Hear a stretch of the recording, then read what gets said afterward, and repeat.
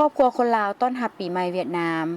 อยู่นครหลวงเวียงจันทน์มีครอบครัวชาวลาวหนึ่งที่เคยจัดงานบุญเฉลิมฉลองปีใหม่ของเวียดนามและปีใหม่ของชนเผ่าไต้แดงอยู่สาธารณรัฐประชาธิปไตยประชาชนลาวมาได้หลายปีแล้ว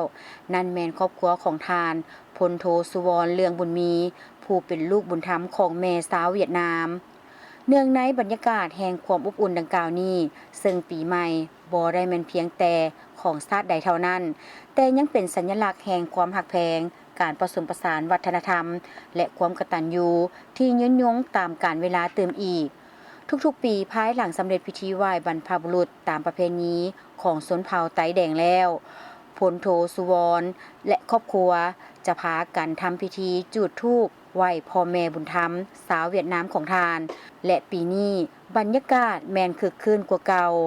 เมื่อถึงหิ่งบูชามีรูปของพ่อบุญธรรมผู้ที่เพิ่นเป็นวีรชนผู้เสียสละชีวิตในสงครามต้านจักรพรรดิผู้ที่ทานพบหน้าในเมื่อก่อนในบรรยากาศต้อนรับปีใหม่ประเพณีของเวียดนามก็ได้มีหลายชนิดอาหารเช่นข้าวต้มดอกไม้ต้นหมักเกียงน้อยและหมักไม้ครบ5อย่างเติมอีกท่านพลโทสุวรรณเลืองบุญมีได้ให้สัมภาษณ์ว่าเมื่อก่อนมีแต่รูปแม่บุญธรรมแต่ตอนนี้มีทั้งรูปพ่อตื่นมาอีกในปี 1970 พลโทสุวรรณได้ไปเรียนระดับมัธยมอยู่ที่ประเทศเวียดนาม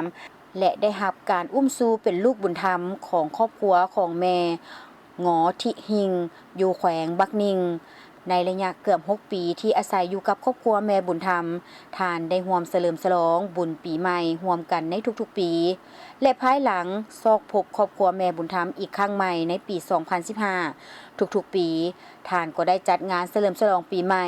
พร้อมกัน2ใน1โดยประสานประเพณีของชาวไต้แดงและประเพณีของชาวเวียดนามเข้าด้วยกัน